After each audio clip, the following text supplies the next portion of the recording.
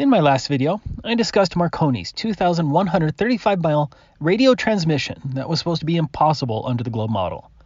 Based on the globe math, that radio signal should have been approximately 640 miles over Marconi's head, but it wasn't. We talked about Knickbein and how English lives were foolishly lost because English scientists erroneously believed in the Earth's curvature that was supposed to be blocking German VHF bombing beams. According to the globe math, those German VHF beams should have been 100,000 feet above the German bombers, but they weren't.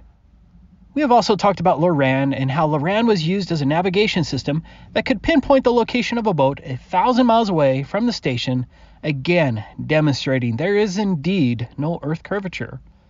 In addition to these examples, Sonar also unequivocally proves there is no Earth curvature.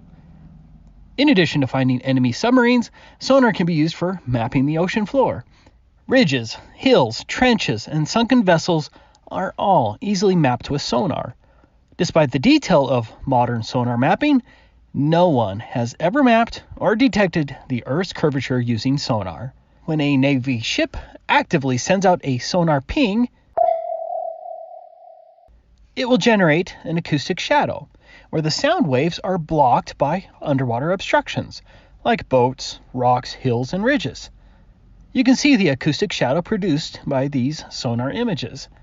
These shadows are sometimes used by submarines to hide from detection. However, as confirmed by former Navy sonar technicians, which has not been challenged by anyone, sonar has never produced a globe curvature acoustic shadow. If the globe were real, modern submarines, operating at a depth of 1,600 feet, could remain hidden from surface ships at 80 miles by hiding in the curvature shadow. Depending on the varying depths, a submarine could remain undetected from another submarine at a mere 25 miles by just hiding in the Earth's curvature shadow.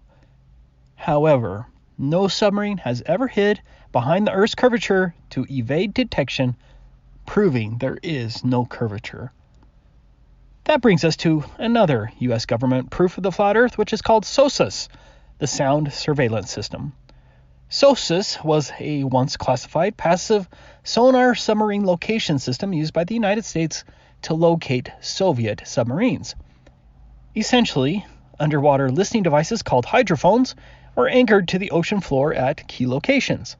These hydrophones could detect low-frequency sound waves emitted by submarines thousands of miles away. Once the sound waves of the submarines were detected by multiple hydrophones, the location of the submarine could then even be triangulated. Think about it. Could a submarine's very distant location be triangulated on a ball where there are supposed bulges of ground 100 miles tall between it and the hydrophones? At a curvature drop rate of approximately 8 inches per mile squared, the Earth's curvature should be easy to measure and detect in many ways. However, above water or below water, radio signals, sound waves, and VHF waves, high-altitude balloons, or just simple long-distance photography and lasers, the alleged Earth's curvature always seems to disappear without a trace, and that should cause any independent, thinking, reasonable person to realize there's a major problem with the globe. Regardless, the sonar flat Earth proof is pretty simple. Because there is no Earth curvature acoustic shadow, there is no Earth curvature, and that's a fact.